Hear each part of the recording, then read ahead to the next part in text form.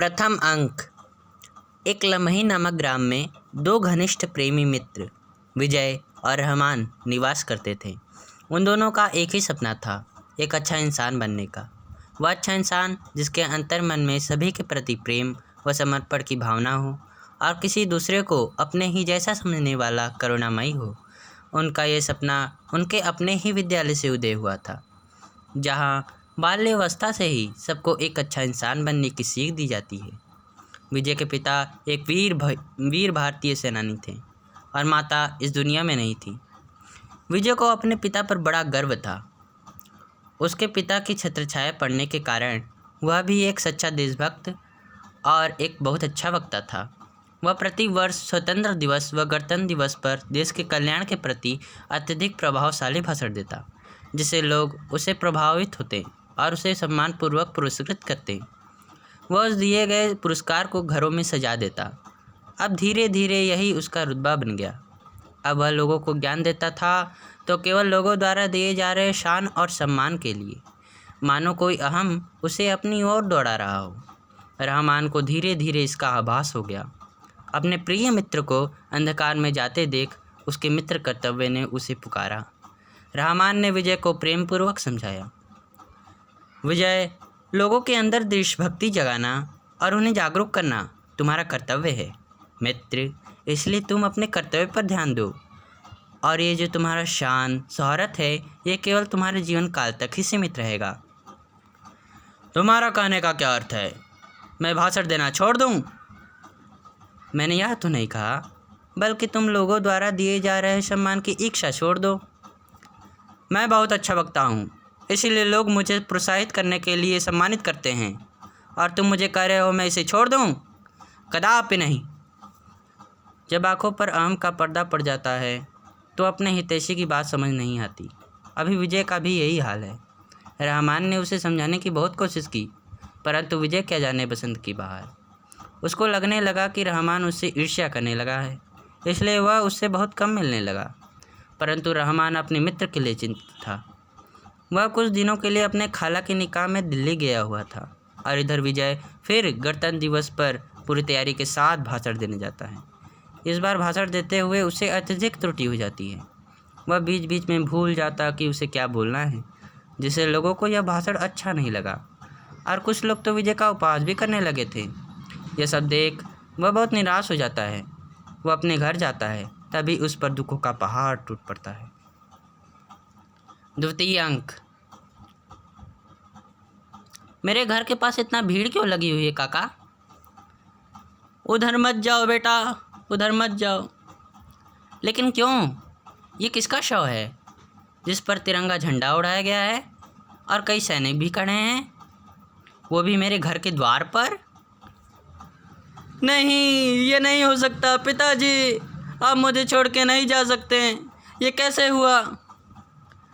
कई आतंकवादियों ने हमला कर दिया था। हमने आतंकवादियों को मारकर हरा तो दिया, परंतु तुम्हारे पिता बहादुरी के साथ लड़ते लड़ते वीर गति को प्राप्त हो गए।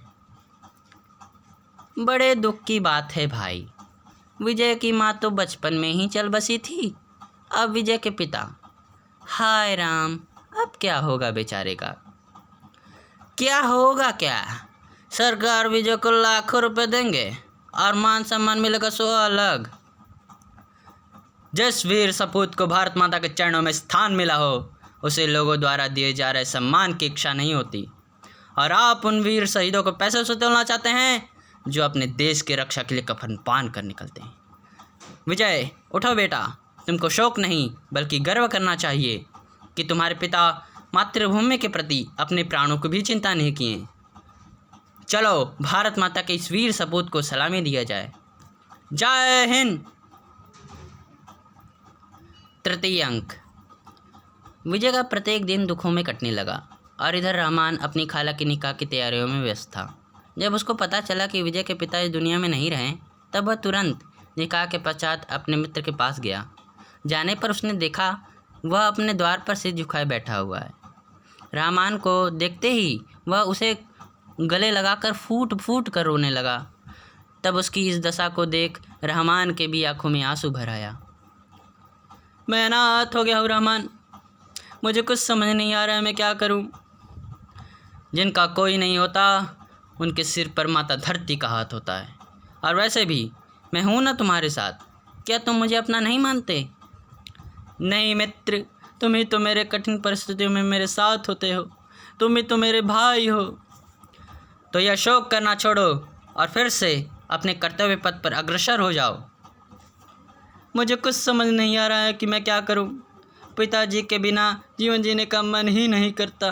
अब तुम ही मेरा मार्गदर्शन करो मित्र। अच्छा, तो बताओ, क्या तुम्हें ज्ञात भी है कि तुम पूर्वजन्म में कौन थे और तुम्हारे अपने कौन थे? नहीं, क्या तुम्हें पता है? नहीं, परंतु हो सकता है कि तुम पूर्वजन्म में अपने पिता की ही भांति एक वीर सेनानी होगे और देश के लिए शहीद हो गए होगे। जिस प्रकार तुम अपने पिता के लिए दुखी हो रहे हो, उसी प्रकार तुम्हारा पुत्र भी दुखी हुआ होगा। ये क्या कर रहे हो? मुझे अपने पूर्वजन्म की कुछ भी बातें याद नहीं है। तो बस जिस प्रकार तुम पूर्वजन्म को भूल चुके हो, उसी प्रकार तुम इस जन्म को भी भूल जाओगे। यह पिता का शोक, यहाँ तक कि मैं भी, यह सगे संबंधियों का मोह, धन जैसी माया, मान अपमान, कीर्ति अपकीर्ति, सब केवल देह जनित हैं। मृत्यु समय तुम्हारे शरीर के साथ यह भी भस्म हो जाएगी। इसलिए ये याद रखना विजय, जो जन्मा है वो एक न एक दिन अवश्य मरेगा, और मरने के पश्चात उसके साथ कुछ जाता है तो वह केवल मनुष्य के अच्छे व बुरे कर्मों की गंध, जिससे मनुष्य का भाग्य बनता है। अच्छे कर्म करने पर अच्छा फल मिलता है और बुरे कर्म का बुरा फल। अच्छे व बुरे कर्म करने वाले दोनों मनुष्य ही मोह के बंधनों में पड़कर कर्मफल की इच्छा करते हैं। फल की इच्छा से दिन रात डूबा हुआ मतवाला मनुष्य कई सारी गलतियां कर बैठता है, परंतु कर्मफल मनुष्य की इच्छानुसार नहीं, भाग्य अनुसार मिलता है। इच्छानुसार फल न मिलने से मनुष्य भटक जाता है, और भटका हुआ मनुष्य अपना तो हानि करता ही है, किसी अन्य का भी हानि कर देता है, जिससे उन्हें आंतरिक शांति कभी नहीं मिलती। रहमान भाई, तो हम कैसा कर्म करें जिससे हम कभी न भटकें और हमें आंतरिक शांति प्राप्त हो? मनुष्य को अपने कर्मफल की इच्छा को अपने प्रभु के चरणों में समर्पित कर अपने कर्तव्य ज्ञान के द्वारा कर्म करना चाहिए, जिससे मनुष्य को आंतरिक शांति प्राप्त होती है और वह कभी नहीं भटकता। ऐसे मनुष्य को ही निष्काम कर्मयोगी कहते हैं। हे मित्र, तुमने मेरी आंखें खोल दी। तुम्हारे जैसा मित्र पाकर मैं धन्य हो गया। अब से मैं अपने लिए नहीं, अपने कर्तव्यों के लिए जीऊँगा। मुझे तुमसे यही आशा थी मित्र। यदि मैं भी अपने कर्तव्य पथ से विचलित हो जाऊं, तो तुम मुझे भी यही ज्ञान देना। अवश्य मित्र। परंतु क्या मित्र, तुम्हें इस ज्ञान की प्राप्ति कैसे हुई? हमारे ही विद्यालय से। हमारे ही विद्यालय से? हाँ विजय, हमारे ही विद्यालय से, जो अब सिंचित है इस महामंत्र से, जिस मिट्टी का कण कण सारा, सा विद्या या विमुक्तये से आत्मसात संकल्प हमारा। सा विद्या या विमुक्तये, इसका क्या अर्थ है? जब तुम एक दिन विद्यालय नहीं आए थे, तब मैंने गुरुदेव से इसका अर्थ पूछा। चतुर्थ अंक। गुरुदेव। हाँ बोलो रहमान। मेरे मन में एक प्रश्न है। क्या प्रश्न है? पूछो। हमारे विद्यालय के प्रतिचिह्न के नीचे ये जो श्लोक है, सा विद्या या विमुक्तये, इसका क्या अर्थ है? तुमने तो अच्छा प्रश्न पूछा है।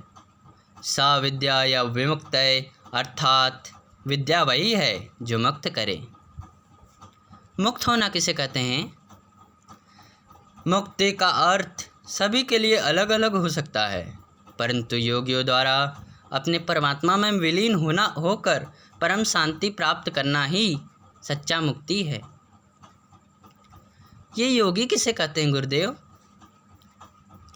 जो मनुष्य सुख एवं दुख के भावनाओं में अधिक नहीं बहते, जो दोनों परिस्थितियों में संतुलित रहते हैं, और जो मोह के बंधनों में नहीं, अपने कर्तव्यों के बंधनों से बने होते हैं, ऐसे मनुष्य को योगी कहते हैं। इसमें दो प्रकार के योगी होते हैं, पहला ज्ञान योगी, दूसरा कर्म योगी। योगी सुख एवं दुख दोनों में संतुलित कैसे रह सकता है? ज्ञान योगी और कर्म योगी दोनों अपने अपने तरीके से सुख एवं दुख में संतुलित रहते हैं। ज्ञान योगी कैसे संतुलित रहते हैं, पहले ये समझो। ज्ञान योगी सुख एवं दुख को अपने जीवन का साथी मानते हैं और यह जानते हैं कि सुख एवं दुख केवल शरीर को होता है, आत्मा को नहीं। ये कैसे हो सकता है? तो मनुष्य को किसी दूसरे से अपमानित होने पर जो दुख मिलता है और सम्मानित होने पर जो सुख मिलता है, वो अंतरात्मा को नहीं मिलता। नहीं रहमान, आत्मा को न तो दुख होता है और न ही सुख, और न ही वह कभी मरता है। केवल एक शरीर से दूसरा शरीर धारण करता रहता है। इसी ज्ञान को धारण करके ज्ञान योगी सुख दुख में संतुलित रहते हैं। और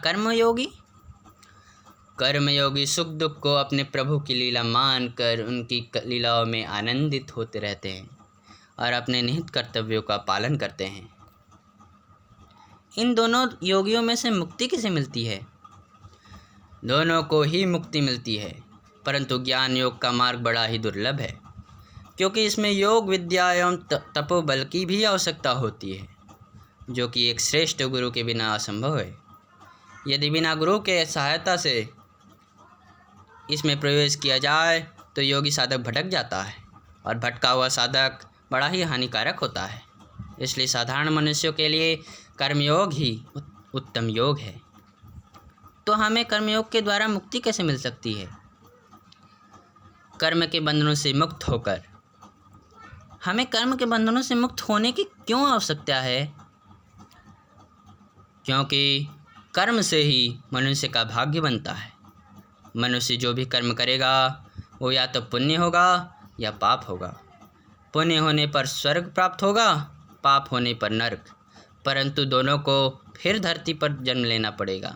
उन्हें परमात्मा की प्राप्ति कभी नहीं होगी। इसलिए मैं तुम्हें कर्म के बंधनों से मुक्त होने के लिए कह रहा हूँ।